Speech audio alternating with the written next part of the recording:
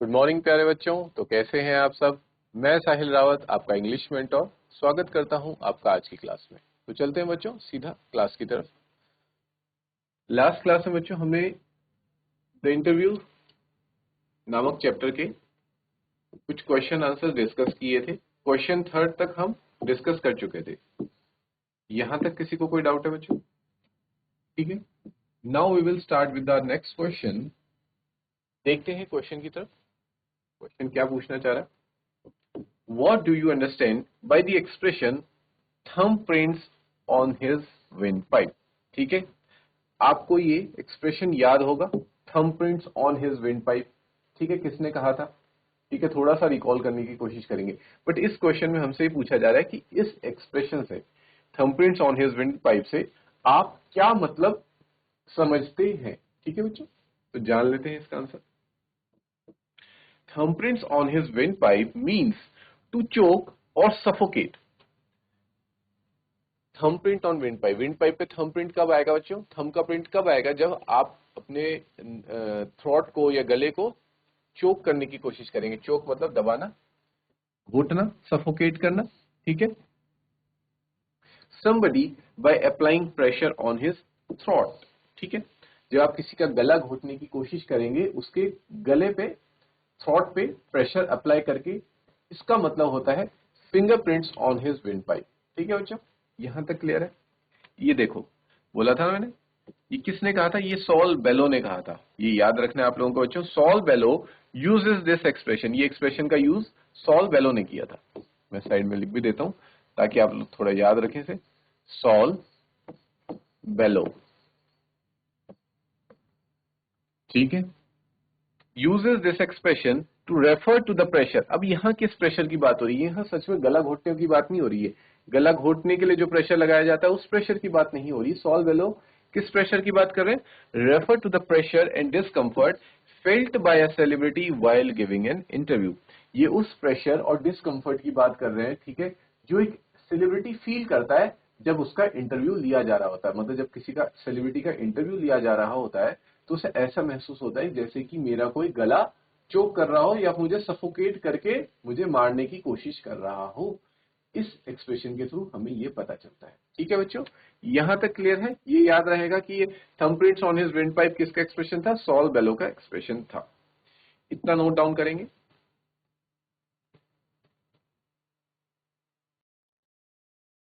चलिए बच्चों, यहां तक कोई डाउट? नेक्स्ट क्वेश्चन की तरफ बढ़ते हैं। Who in today's world is our chief source of information about personalities. मतलब वही क्वेश्चन है, आज के युग में हमारा चीफ सोर्स यानी कि मेन सोर्स, सेलिब्रिटीज के बारे में इंफॉर्मेशन जानने के लिए हमारा मुख्य साधन क्या है? ठीक है, चीफ सोर्स को आप कह सकते हैं मुख्य साधन।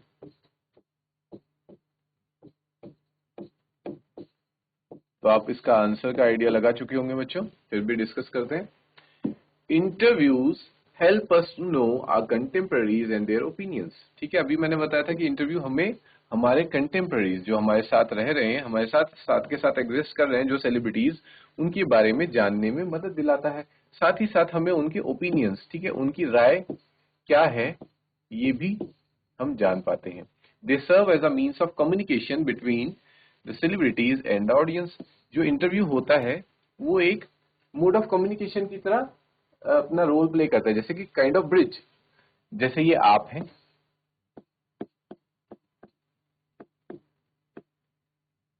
और ये है सेलिब्रिटी जिसको कि आप फॉलो करते हैं या जिसको आप पसंद करते हैं या जिसके आप फैन हैं।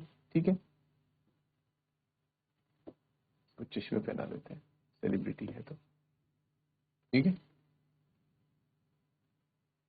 अब आप और इसके बीच में कम्युनिकेशन तो नहीं हो सकता है, ठीक है, क्योंकि वो सेलिब्रिटी है, आप एक नॉर्मल इंसान है। लेकिन इंटरव्यू क्या करता है? जो गैप को, जो आप दोनों के बीच में गैप है, इसको फिल कर देता है। कैसे? काइंड ऑफ ब्रिज, एक ब्रिज बना के। ठीक है, ये एक ब्रिज क्रिएट कर दिया। इसके थ्रू इंटरव्यू, ये इंटरव्यू है, इस इंटरव्यू के थ्रू आप जान पाते हैं अपने सेलिब्रिटी की सारी के सारे ओपिनियंस के बारे में। ठीक है, पर्सनल लाइफ के बारे में भी जान पाते हैं इंटरव्यू के थ्रू, जिस बात से सेलिब्रिटीज हमेशा चिड़े रहते हैं।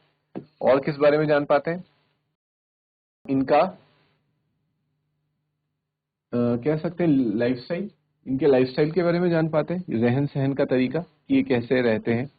तो ये सारी चीजें आप जान पाते हैं। अगर मान लीजिए इंटरव्यू ना होता तो आपको क्या पता चलता कि आपका सेलिब्रिटी कैसा रहता है, कहाँ रहता है, उसकी क्या थॉट्स हैं, क्या उसके ओपिनियन है, कैसी उसकी सोच है, कैसी उसकी असलियत में पर्सनैलिटी है। क्योंकि स्क्रीन पे तो वो जो दिखाते हैं वो एक कैरेक्टर प्ले करते हैं, लेकिन वाकई में हकीकत में ये इंसान, ये शख्स कैसा है, ये हम जो जान पाते हैं बच्चों इंटरव्यू के through.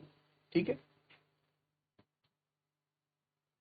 In this case, the interviewer is endowed with a very special power, ठीक है, and he becomes our chief source of information about personalities, ठीक है। इस केस में, ठीक है, जब हम, ये देखिए, ये आप हैं, ये आपका सेलिब्रिटी है, बीच में कौन है? इंटरव्यूअर है ना, जो आपके प्रश्न उससे पूछ रहा है और आपको जवाब मिल रहा है, ठीक है। तो जो इंटरव्यूअर होता है, इंटरव्यूअर जो इंटरव्यू कंडक्ट करता है, उसके पास कुछ स्पेशल पावर्स होती है, ठीक है। स्पेशल पावर्स ये हैं कि बच्चों जो सवाल आप नहीं पूछ सकते अपने सेलिब्रिटी से, लेकिन वो पूछ सकता है, ठीक है, आपके थ्रू। आप नहीं पूछ पा रहे हो सवाल, लेकिन इंटरव्यूअर पूछ पा रहा है और आपको जवाब मिलते जा रहे हैं। And he becomes our chief source, और वो हमारा चीफ सोर्स बन जाता है इंफॉर्मेशन अबाउट पर्सनैलिटीज, लोगों की पर्सनैलिटी के बारे में जानने का वो हमारा एक मुख्य साधन बन जाता है इंटरव्यूअर। यहां तक क्लियर है बच्चों? Note down this question. ठीक है बच्चों, आते हैं नेक्स्ट क्वेश्चन की तरफ। Do you think Umberto Eco likes being interviewed? क्या आपको लगता है कि अम्बर्तो इको को इंटरव्यू देना पसंद था? ठीक है। Give reasons for your opinion, और अगर आपको ऐसा लगता है कि उन्हें पसंद था तो रीजन दीजिए, ठीक है, कारण बताइए। तो क्या लगता है बच्चों, जितना हमने चैप्टर पढ़ा, क्या कह सकते हैं आपकी अम्बर्तो इको को इंटरव्यू देना पसंद होगा? देखो, अगर आप इंटरव्यू की तरफ जाओ तो जैसे अम्बर्तो इको वेट कर रहे थे मुकुंद का, तो कोई इंसान किसी का वेट कब करता है? जब वो चाहता है कि वो आए, ठीक है। तो इसका मतलब वो चाह रहे थे कि कोई मेरा इंटरव्यू लेने आए, ठीक। तो यहाँ से हमें पता चलता है कि वो पसंद करते हैं। और पूरे इंटरव्यू के दौरान बच्चों उनकी टोन कैसी थी? एक फनी टोन थी, एक अच्छी टोन थी, ठीक है। अच्छे टोन से वो बात कर रहे थे मुकुंद का और सारे जवाब दे रहे थे, ठीक है। रेडिली दे रहे थे, ऐसे भी नहीं थे कि कतरा रहे थे जवाब देने में या फिर हिचक रहे थे, नहीं, वो पूरा जो भी कुछ सवाल पूछा जा रहा था उनको बेधड़क वो आंसर दे रहे थे, ठीक है। तो इन सब बातों से हमें जहां तक लगता है कि अम्बर्तो इको को इंटरव्यू देने में कोई समस्या नहीं थी, ठीक है। तो जान लेते हैं बच्चों इसका answer. Yes, do you think Umberto Eco likes being interviewed? तो ये क्वेश्चन है ना, तो इसका आंसर बच्चों यस जरूर आप लिखेंगे, yes. Umberto Eco in all possibilities, मतलब हर तरीके से उनको इंटरव्यू देना पसंद था, like being interviewed. He readily answers every question, ठीक है। वो तुरंत हर क्वेश्चन का जवाब दे रहे थे, आस्क्ड बाय मुकुंद पद्मनाभन, जो भी सवाल मुकुंद पद्मनाभन ने पूछे, in an energetic and lively manner. अब एक होता है मरे मन से जवाब देना, और एक होता है पूरी जोश के साथ और जिंदा दिली से जवाब देना। एनर्जेटिक मतलब जोश के साथ, और लाइवली, लाइवली मतलब जिंदा दिल। ऐसे नहीं कि मरे मन से आंसर दे रहे हैं, हाँ ठीक है, कोई सवाल पूछा, हाँ ये इसका आंसर, ऐसे नहीं। पूरी एनर्जी के साथ वो हर क्वेश्चन का पूरा डिटेल में एक्सप्लेन करते हुए वो आंसर दे रहे थे, ठीक है बच्चों। इससे हमें पता चलता है he does not seem apprehensive about sharing his secrets, और वो अपने सीक्रेट्स बताने में भी नहीं झिझक रहे थे, ठीक है। जैसे बहुत से सीक्रेट्स थे, अपने थीसिस के दौरान वाले सीक्रेट्स उन्होंने बताए, और अपनी पर्सनल लाइफ के बारे में, वो अपना टाइम कैसे मैनेज करते हैं। इवन उन्होंने तो एक बहुत बड़ा सीक्रेट भी रिवील कर दिया, सोचो। नहीं तो हर इंसान अपने सीक्रेट को इतनी आसानी से लोगों को, दुनिया को नहीं बताता, ठीक है। लेकिन उन्होंने तो अपना एक सीक्रेट था कि वो कैसे टाइम को यूज करते हैं, कौन सा, एम्प्टी स्पेसेस को यूज करते हैं, ये सीक्रेट तक रिवील कर दिया दुनिया के सामने, ठीक है। चाहते तो वो इस सीक्रेट को अपने तक ही रखते, छिपा के रखते बाकी लोगों से, ताकि कोई उनसे आगे ना निकल जाए। But he was not like that. उनके पास जो सीक्रेट था, उन्हें जो चीजें पता थी कि इस तरीके से टाइम को यूटिलाइज किया जा सकता है, तो वो चाहते थे ये बात मैं सबको बताऊं, और ताकि लोग भी अपने समय का अच्छे से यूज करें, उसे वेस्ट ना करें, ठीक है बच्चों। तो यहाँ से हमें पता लगता है कि वो अपना सीक्रेट छिपाने में भी बिलीव नहीं करते थे, ना वो अपने एक्सपीरियंसेस छिपा रहे थे, वो अपने सारे एक्सपीरियंस बता रहे थे और अपने ओपिनियंस भी बता रहे थे विद द इंटरव्यूअर, मुकुंद के साथ। And consequently the word, Mukund को तो बता ही रहे थे और मुकुंद के थ्रू पूरी दुनिया को बता रहे थे, है ना। There is no indication throughout the interview that he dislikes being interviewed. ऐसा कोई भी पार्ट नहीं है इस पूरे के पूरे इंटरव्यू में कोई भी ऐसा सेक्शन नहीं है जहां पे हमें ये लगे कि हाँ इस सवाल से थोड़ा वो क्या हो गए थे, विचलित हो गए थे और वो कतरा रहे थे जवाब देने में। ऐसा कहीं नहीं था, हमें ऐसा कहीं देखने को नहीं मिला। उन्होंने सारे आंसर बेबाकी से दिए, ठीक है, पूरे कॉन्फिडेंस के साथ और पूरे एंथुजियाज्म के साथ सभी आंसर्स दिए। क्लियर है बच्चों? तो आप इस आंसर को नोट डाउन कर लेंगे। Do you think Umberto Eco likes being interviewed? ये उसका आंसर। तो नोट डाउन करिए बच्चों। ओके बच्चों, let's move on to the next question. Question is, how does Eco find the time to write so much? As we have already discussed कि अम्बर्तो eco को लिखने के लिए समय कैसे मिलता था अपने इतने बिजी स्केड्यूल में से। ठीक है बच्चों, तो let's discuss it. During the interview, Mukund Padmanabhan reiterates David Lodge's astonishment on Umberto Eco's large amount of works and how he manages to write them all. ठीक है, इंटरव्यू के दौरान मुकुंद पद्मनाभन डेविड लॉज की बात को रीट्रेट का मतलब होता है बच्चों दोहराना, दोहराते हैं, दोहराते हुए कहते हैं। मतलब ये बात कही तो किसने थी? डेविड लॉज ने कही थी। ठीक है, डेविड लॉज ने बात कही थी, लेकिन मुकुंद पद्मनाभन उस बात को दोबारा दोहराते हुए कहते हैं कि सर हमें हैरानी होती है। एस्टोनिशमेंट मीन्स हैरानी। बच्चों सभी के सभी वोकैब वर्ड्स आप साथ के साथ नोट डाउन करते हुए चलेंगे। हैरानी होती है कि अम्बर्तो इको के पास इतना सारा काम, लार्ज अमाउंट ऑफ वर्क करने का टाइम कैसे होता है और वो इनको कैसे मैनेज कर लेता है। ठीक है, इको रिप्लाई, इसका जवाब देते हुए इको कहते हैं that just like the universe has empty spaces, जैसे कि ब्रह्मांड में खाली स्पेसेस हैं, आवर लाइफ्स टू, हमारी जीवन में, हमारी जिंदगी में भी उस तरीके के खाली स्पेसेस हैं, एम्प्टी स्पेसेस हैं। Have a lot of empty spaces और इंटरस्टाइसेस। एम्प्टी स्पेसेस को क्या नाम देते हैं? इंटरस्टाइसेस भी कहते हैं। ठीक है बच्चों, तो ये क्वेश्चन भी मे बी 1 मार्क में पूछा जा सकता है कि अम्बर्तो इको ने जो एम्प्टी स्पेसेस थे उनको किस नाम से पुकारा? इंटरस्टाइसेस के नाम से। Whenever he has a few moments to spare in between, जब भी उनके पास कुछ ऐसा वक्त मिलता था, बीच में फ्री टाइम मिलता था, टू डिफरेंट टास्क, दो डिफरेंट टास्क के बीच में, इंस्टीड ऑफ वेस्टिंग देम, वो समय को वेस्ट करने की जगह यूज करते थे लिखने में। ठीक है, जैसे वो दो काम कर रहे हैं, मान लीजिए उनके 2 लेक्चर है, अभी एक लेक्चर है, फिर 15 मिनट बाद दूसरा लेक्चर है यूनिवर्सिटी में, तो वो उस 15 मिनट को वेस्ट नहीं करते थे ऐसे ही खाली बैठे रहने में। उस 15 मिनट में क्या करने लग जाते थे? लिखने का काम करने लग जाते बच्चों अपनी नोवेल के।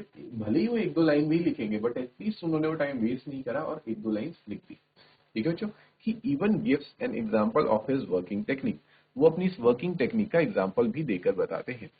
He says that while waiting for someone to come up the elevator, he keeps himself busy.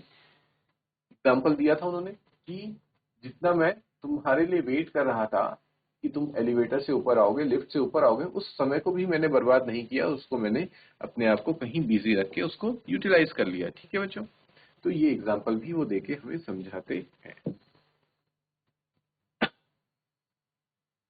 तो इस क्वेश्चन को भी बच्चों आप लोग नोट डाउन करेंगे। I hope you have noted down students. Let's move on to the next question. The next question says, what was distinctive about Eco's academic writing style?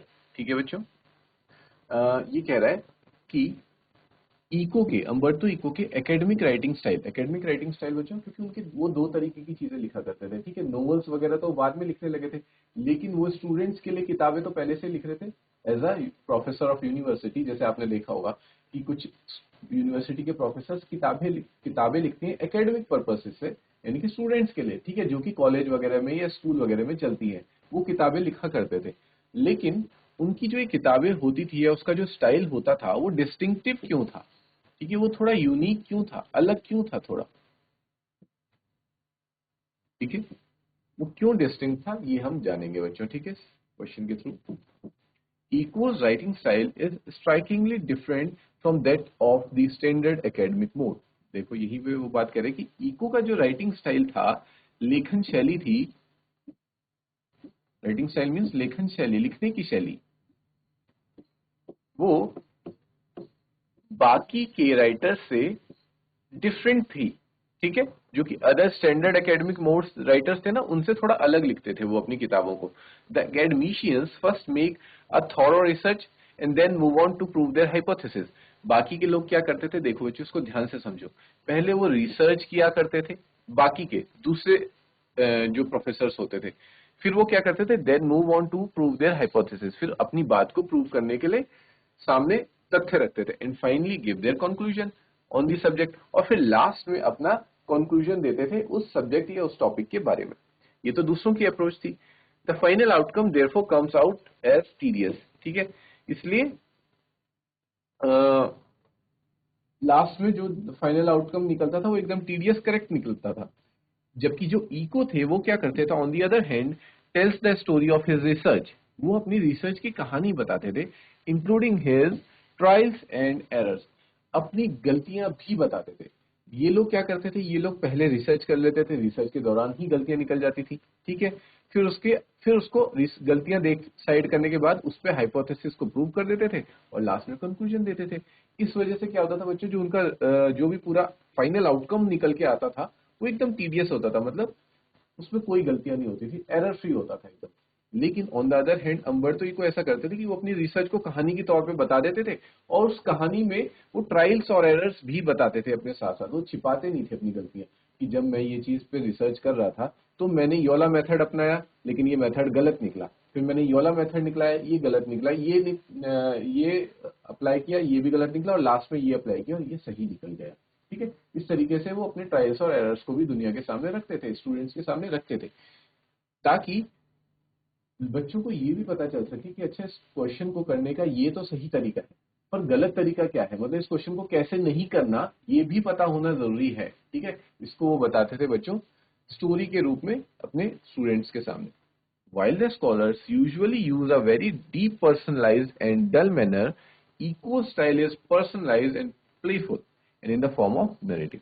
जैसे दूसरों का जो बाकी स्टाइल था जो हमने पढ़ा था, जो एकदम टीडियस होता था, जिसमें अपनी गलतियां छुपा देते थे, वो कैसा था, डीपर्सनलाइज मतलब उसमें अपना पर्सनल तो कुछ भी नहीं बता रहे ना कि मैंने ऐसे किया, ठीक है, अपनी सारी कहानी बताई नहीं, सिर्फ ऊपर ऊपर का जो फाइनल आउटकम निकला वो दिखा दिया इसके सामने। लेकिन इन्होंने तो पूरा एक स्टोरी की फॉर्म में अपना सारा रिसर्च नरेट किया, तो इनका तो पर्सनलाइज्ड होता था बहुत ज्यादा। और ये कैसा होता था, डल। अब देखो सिर्फ हमें बेसिक चीज बता दी जाएगी या फिर उसके अंदर डीप नॉलेज या उससे रिलेटेड और इन्फॉर्मेशन नहीं दी जाएगी तो हमें ऐसा लगेगा डल है। जैसे फॉर एग्जांपल बच्चों, मैं आता और चैप्टर का आपको छोटी सी समरी बता देता और तुरंत ही क्वेश्चन आंसर्स डिस्कस करने लग जाता। डिस्कस भी क्या करता, बस आपको बोलता ये क्वेश्चन है और ये रीड करके बस चला जाता। तो आपको क्या इस चैप्टर को पढ़ने में मजा आता, ये चैप्टर आप लोगों के लिए इंटरेस्टिंग बन पाता? नहीं, बिल्कुल नहीं। तो मैंने क्या किया, इस चैप्टर को सबसे पहले आपके साथ डिस्कस किया लाइन बाय लाइन, और अब मैं क्या कर रहा हूँ, इसी के वही आंसर्स आप ही के थ्रू रिकॉल करवाते हुए कि हमने देखो बच्चों चैप्टर में ऐसे पढ़ा था, आंसर में आपको इस तरीके से लिखना है, वही सेम चीज रिकॉल करते हुए मैं आप लोगों को रिमाइंड करवा रहा हूँ, ठीक है बच्चों। तो इस तरीके से क्या हो जाता है, जो हमारा लर्निंग एक्सपीरियंस हो जाता है वो हो जाता है प्लेफुल, ठीक है। स्टूडेंट्स के लिए वो खेल खेल में बहुत सी चीजें सीख जाते हैं, and in the form of, ठीक है बच्चों। तो ये हमारी आज की क्लास का लास्ट क्वेश्चन था, इसको आप नोट डाउन करेंगे। नेक्स्ट क्लास में मिलते हैं कुछ और क्वेश्चंस के साथ। Till then take care, have a good day बच्चों।